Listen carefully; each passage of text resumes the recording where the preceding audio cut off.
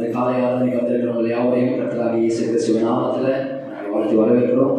கர்த்தர் ஆசீர்வதித்து வழிநடத்தி பாதுகாத்துக் கொள்வதாக. இதுவரை இருந்ததை காட்ட 1000 மடங்கு கர்த்தர் எல்லா காரியத்திலும் பங்களிலும் உயர்த்த வேண்டும் என்று செபிக்கிறோம். கர்த்தர் பெரிய காரியத்தை செய்வதாக. நம்ம தொடர்ந்து ஒரு 2 வாரம் தியானித்துக் கொண்டிருக்கிறோம். கர்த்தருடைய தேடுவது இது சொன்னேன். சொன்ன வார்த்தையும் அதை தான் சொல்லுது பைபிளில். யாத்திராகவும் 3ஆவது அதிகாரம் 19வது வசனத்தில் நம்ம வாசித்தோம். எவன் மேல் கிருபையாக இருக்க சித்தமாக இருப்பேனோ அவன் மேல் கிருபையாக இருப்பேன், எவன் மேல் இரக்கமாக இருக்க சித்தமாக இருப்பேனோ அவன் மேல் இரக்கமாக இருப்பேன் என்று. ஏன்னா இது கர்த்தர் நமக்கு கொடுக்கிறது ஒரு தழுவு, ஒரு ஹல்லேலூயா. அது பிரியப்பட்டு கொடுக்கிற காரியம். இதை நம்ம யாராலும் பெற்றுக்கொள்ள முடியாது, சம்பாதிக்க முடியாது, இதை வாங்க முடியாது. இது அன்மெரிட்டட் ஃபேவர், தேவனுடைய நிபந்தனையற்ற ஒரு இறக்கம் என்று அதை நம்ம சொல்லலாம். அதை நம்ம 2 வாரம் தியானிச்சோம். ஒரு சில வரும்போது எல்லாரும் அங்கே நின்றுட்டு இருக்காங்க. சில கூட்டம் ஒரு கூட்டம் வேலைக்கு போயிருக்கிறது. அவர் வேலையில் நம்ம இருக்கிறார். ஒரு பக்கம் போய் பார்க்கும்போது 10 மணிக்கு வச்சுக்கணும். நம்ம டைமில் 10 மணிக்கு ஒரு கூட்டம் இருக்கிறது.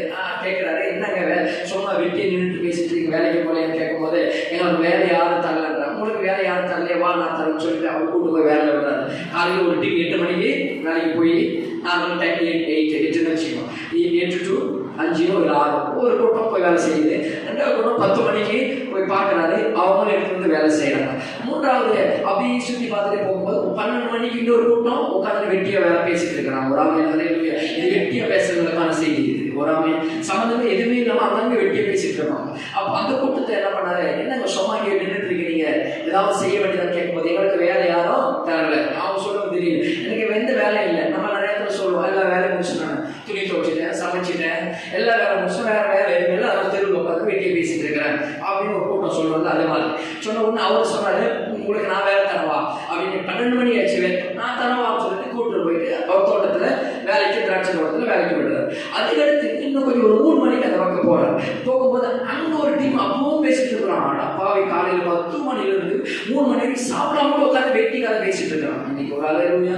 நிறைய பேர் பார்த்தீங்கன்னா ஜெபம் பண்ணா ஒரு 1/4 மணி நேரம் 1/2 மணி நேரத்துக்கு மேலே எனக்கு பசிக்குது, தண்ணி தாக எடுக்குது, 50 முறை பாத்ரூம் வருது, ஓடுன்னு வருவோம். ஆனா ஊரு கதை பேச சொல்லி உட்காந்து 3 மணி நேரம் டைம் போட்டே தெரியல சிஸ்டர் அப்படின்னு வராமே. அந்த அளவுக்கு வெட்டி கதையை பேசினா வாழ்க்கை தொலைச்சிட்டு இன்னைக்கு நிறைய குடும்பங்கள் உட்காந்துட்டு இருக்காங்க, நடுத்தருவில் உட்காந்துட்டு இருக்கு. அந்த நீங்கள் மிகுதியாய் பேசுகிறதுனால அது பாவம் மிகுந்திருக்கும். நீங்க எந்த சும்மா ஒரு 1/4 மணி நேரம் பேசுறீங்கன்னா அது நார்மலா இருக்கும். அது 2-3 மணி நேரம் பேசுறீங்கன்னா சமதானம் கடைசியாக முடிந்த பாவம் இல்லாமல் இருக்காது. பைபிள் சொல்ல நான் சொல்லல. ஒரு ஹல்லேலூயா. கர்த்தருக்கு அடுத்த காரியங்கள் நீங்கள் பேசுகிறது அது பாவம் கண்டிப்பா அது மிகுதியாக இருக்கும். ஒரு ஆண்டுடைய வார்த்தைகள் நீங்கள் மணிக்கணக்கினால் பேசுறதுனால தப்பு இல்லை. அந்த தேவன் இருப்பா, தேவ பிரசனம் இருக்கும். ஹல்லேலூயா. தேவனுடைய வார்த்தைகள் பேசுகிறீர்கள் என்றால் நீங்க எவ்வளவு மணி நேரம் பேசினாலும் அந்த தேவனுடைய நாம மகிமைப்படும். எங்க 2 பேரும் கூடுறாங்க, அந்த இடத்துல தேவ பிரசனம், தேவ வல்லமை, தேவ அபிஷேகம் இருக்கும். அந்த பக்கம் குறித்து குறை சொல்லல. அப்படி பேசுகிறது அவனுடைய வார்த்தைகள், அவனுடைய காரியங்கள், அவனுடைய ஊழியங்கள், அவனுடைய செயல்களில் நீங்கள் அவர் நன்மைகள் பற்றி நீங்கள் பேசுகிறது அது தவறில்லை. மற்ற காரியங்கள் சும்மா உட்காந்து போன் எடுப்பா 4 மணி நேரம் போன் பேசுவோம். ஹல்லேலூயா.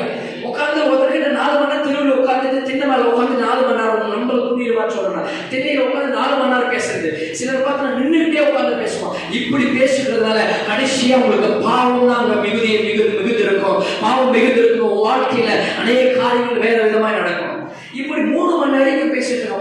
3 மணி நேரம் பேசும்போது என்னடாடா இவன் நினைச்சாடா பாவிகள் இவ்வளவு சோம்பேறிகளடா, சாப்பிடாம கூட உட்காந்து பேசுறேன். நீங்க நிறைய பேர் பார்த்தீங்கன்னா சாப்பிடாம கூட உட்காந்து பேசிருப்பாங்க. நிறைய பெத்த பிள்ளைங்களுக்கு சாப்பாடு கூட செஞ்சு பண்ணாம வெற்றி கதை ஊர் கதையை பேசிட்டு அவன் என்னாச்சு தெரியுமா, இவன் என்னாச்சு தெரியுமா, அவன் என்ன பண்ண தெரியுமா, ஊர் கதையை பேசிட்டு ஒரு வேலை சோறு கூட போட மாட்டான். அவங்களுக்கு வாங்க வேலை தரேன், நீங்களும் தரீங்க அப்படின்னு வா என் தோட்டத்தில் வேலை செய்யும் அப்படின்னு சொல்லி கூட்டு போயிட்டு அவன் 5 மணிக்கு தான் 2 மணி நேரம் தான் வேலை செஞ்சான். ஒரு காலையில் 8 மணிலிருந்து 5 மணி வரைக்கும் 8 மணி நேரம் வேலை செய்யறான். ஒரு 10 மணிலிருந்து 5 மணி வரைக்கும் 6 மணி நேரம் வேலை செய்யறான். திருப்பி 1 மணிலிருந்து 5 மணி வரைக்கும் 4 மணி நேரம் வேலை செய்யறான். 3 மணிலிருந்து 5 மணி வரைக்கும் 2 மணி நேரம் வேலை செய்யறான். இப்ப 4 கூட்டத்தை கூட்டு போயிடுச்சுட்டாரு. அப்போ ஓனர் எல்லாம் வேலை முடிச்சுட்டு எல்லாம் வராங்க. ஆண்டவர் சம்பளத்தை கொடுக்கணும். ஓனர் சம்பளம் கொடுக்குறாரு. கொடுக்கும்போது ஆண்டவர் ஃபர்ஸ்ட் கூப்பிட்டது காலையில் 8 மணிக்கு வர கூப்பிடல, கடைசியா 3 மணிக்கு வந்தா பாத்தீங்களா. அதுதான் பைபிள் சொல்லுது. முந்தின முந்தினோராயும் இன்னைக்கு நீங்களே பார்க்கணும். ஒரு ஆமென்.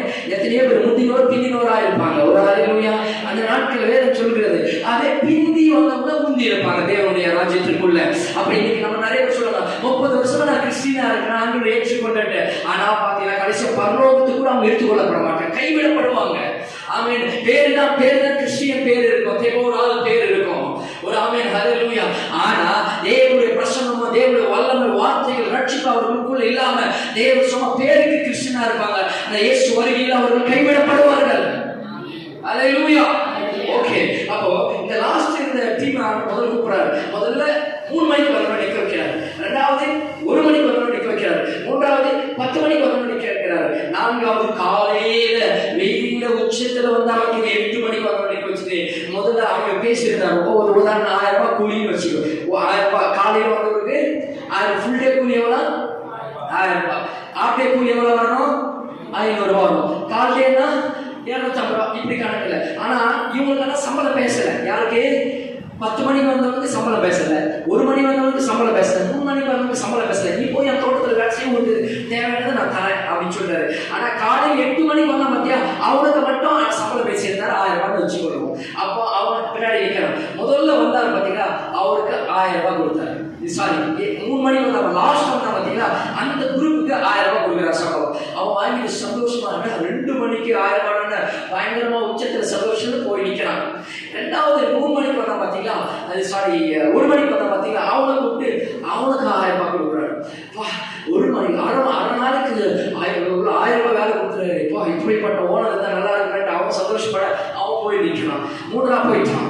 மூன்றாவது 10 மணிக்கு வந்தவனு கூப்பிட்டு அவனுக்கும் 1000 ரூபாய் கொடுத்தாரு. அவனும் சந்தோஷமா ஈடுபட்டான். இந்த 4வது ஆள் வரான். 3 மணிக்கு வந்தவனுக்கே 1000 ரூபாய். அப்ப நம்ம குறைஞ்சது ஒரு 2000-3000 கொடுக்கணும்ல. 2 மணிக்கு வந்தவனுக்கு அதே தான், 10 மணிக்கு வந்தவனுக்கு அதே தான். ஆனா நமக்கு இவன் நினைச்சான் 8 மணிக்கு வந்தவன் நமக்கு எப்படி ஒரு 2000-3000-4000 ஒரு நாள் வகுக்க கொடுக்க போறாரு. இந்த அந்த ஒரு வாரத்துக்கான சம்பளத்தை ஒரு நாளே நான் வாங்க போறேன் சந்தோஷமா ஒரு எதிர்பார்ப்போடு அவன் நிக்கலாம். ஒரு அளவு என்னோட எதிர்பார்ப்போட பணத்தாசையும் எதிர்பார்ப்போடு வந்து நிக்கலாம். நிற்கும் பொழுது அவ சொல்றாரு 1000 ரூபாய் கொடுக்குறாரு. உடனே அவன் கேள்வி கேட்கறான், அவங்களோடு என்ன சமமாக்கினே. அவன் வந்தது 3 மணிக்கு, நான் வந்து 8 மணிக்கு. வெயில பார்க்கல, நேரத்தை பார்க்கல, உஷ்ணத்துல இருக்க உதிக்கிற சூரியனுடைய வெயில் பார்க்கல, ஆனால பார்க்காம இவ்வளவு கஷ்டப்பட்டு செஞ்சேன். அதை பண்ணது சரியா தவறா? தப்பு தானே சொல்லுவோம் நம்ம. 3 மணிக்கு சும்மா அது வந்து ஒரு 2 மணி நேரம் சும்மா தூக்கி போட்டு கை பிடிச்சி தூக்கி போட்டு உனக்கே 1000 ரூபாய் கொடுத்தீங்க. கஷ்டப்பட்டு காலையிலிருந்து உச்ச வெயிலிருந்து நாங்கள் கஷ்டப்படுறேன், எங்களுக்கு அவளோடு சமமாக்கினீரே என்று அவன் முறுமுறுக்க ஆரம்பிக்கும் போது அப்ப அந்த ஓனர் எஜமானன் கேட்கிறாரு, உனக்கு நான் எவ்வளவு சம்பளம் பேசினேன்? 1000 ரூபாய். எத்தனை மணி நேரத்துக்கு பேசுவேன்? 8 மணி நேரத்துக்கு, 8 to 5. ஓகேவா? அதில் ஏதாவது நான் உனக்கு துரோகம் பண்ணனா, அதில் ஏதாவது உனக்கு நான் ஏதாவது குழந்தைப்படி பண்ணலாம், உனக்கு கேட்டது நான் உனக்கு கொடுத்துட்டேன், உனக்கு பேசுனதை கொடுத்துட்டல. இவனுக்கு கொடுக்கிறது கொடுக்காதது என்னுடைய விருப்பம். நான் பிரியப்பட்டு கொடுக்கிறேன். அது 1000 ரூபாய் கொடுப்பேன், 2000 ரூபாய் கொடுப்பேன். அது என்னுடைய ஆஸ்தி, என்னுடைய சொத்து. அதிலிருந்து எனக்குரியதை நான் அவனுக்கு கொடுக்கும் பொழுது உனக்கு என்னத்துக்கு வலிக்குது? உனக்கு பேசுறது ஏதாவது துரோகம் செய்திருந்தால், உன்னை ஏமாற்றிருந்தால் நீ கேள்வி கேட்க வேண்டும் என்று கேட்டார் எஜமானன். இதிலிருந்து என்ன தெரியுதுன்னா, ஆண்டவர் சில நேரங்களில் இந்த முன்னாடி வந்து நிற்கிறான் பாத்தீங்களா, 30 வருஷமா கிறிஸ்துவானதா இருக்கிறாருல, அவர் ஒன்றுத்துக்கு உருப்பட மாட்ட மன்னிக்கணும். சீரை சொல்றேன், ஒன்றுத்துக்கு உருப்பட மாட்டாங்க. ஹல்லேலூயா. அப்படி யாராவது இருந்தாலும் ஓகே மன்னிச்சீங்க. நான் 20 வருஷமா சர்ச்சுக்கு போறேன், 15 வருஷமா சர்ச்சுக்கு போறேன், ஒன்று கிடையாது, ஒரு ஜெபம் இல்லை, ஒரு பைபிள் படிப்பு இல்லை, ஒரு தேவனோட ஒரு உறவு கிடையாது. ஹல்லேலூயா. சொன்ன கேட்ட கிறிஸ்டியன் எதுவும் பண்ண மாட்டேன், பேருக்கு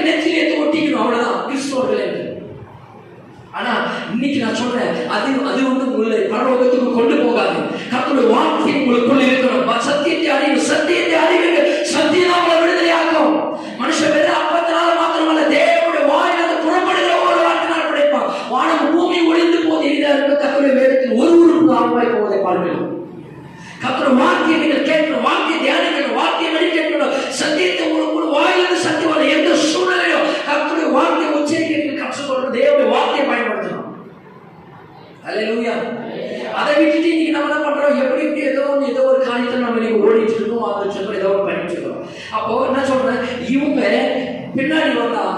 ஆனா இவன் முறுமுறுத்துட்டு போனான். கடைசியா வந்தவனுக்கு அதே சம்பளத்தை ஆண்டவர் கொடுத்தார். அதான் ஆண்டவர் பட்சபாதம் பார்க்கிறவர் அல்ல.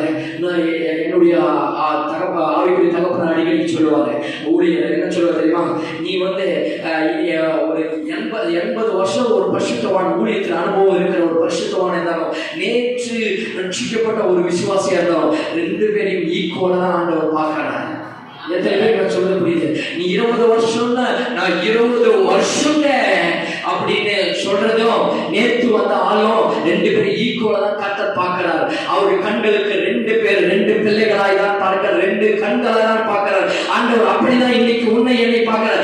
ஏன் இன்னைக்கு நான் 15 வருஷமா ஜெபிக்கிற ஆளும், இன்னைக்கு நேற்று சபையில வந்து ஆண்டவர் ஏற்றுக்கொண்ட ஆளும், ஆசீர்வாதத்திலேயோ இல்லை ஒரு காரியம் கொஞ்சம் ஒரு லெவல் இருக்கிறாங்கன்னா, ஆண்டவர் எல்லாரையும் சமமா தான் பார்க்கிறார். பட்சபாதம் பார்க்கிற தெய்வம் அல்ல. அந்த தெய்வத்தை தான் இன்னைக்கு நீங்க ஆராதிக்கிறோம். அல்லேலூயா. அப்ப அந்த இந்த வேலைக்காரனுக்கு 2 மணி நேரத்துக்கு இவ்வளவு சம்பளம் கொடுக்கிறாருன்னா அர்த்தம். அப்பதான் சொன்னாரு, அவரை எவன் மேல இரக்கமா இருக்க சித்தமா இருப்பாரோ அவன் மேல இரக்கமா இருக்க. ஒரு இரக்க கர்த்தருடைய கண்களில ஒரு இரக்கம் உங்களுக்கு உண்டாயிடுச்சுன்னா, ஆண்டவர் உன்னை குப்பையை எடுத்து கோபுரத்தில் அமர பண்ணுகிற தெய்வம் தான். உன்னுடைய வேலை, உன்னுடைய நான் சொல்ற 8 மணி நேரம் உழைப்பு அவனுக்கு ஒன்றும் பிரயோஜனம் இல்லை. ஆனா இவன் 2 மணி நேரம் உழைப்பு தான், கொஞ்சம் தான் உழைச்சான். இது 6 மணி நேரம் உழைக்கல. இன்னைக்கு ஆண்டு சொல்ல கொஞ்சம் மணி நேரம்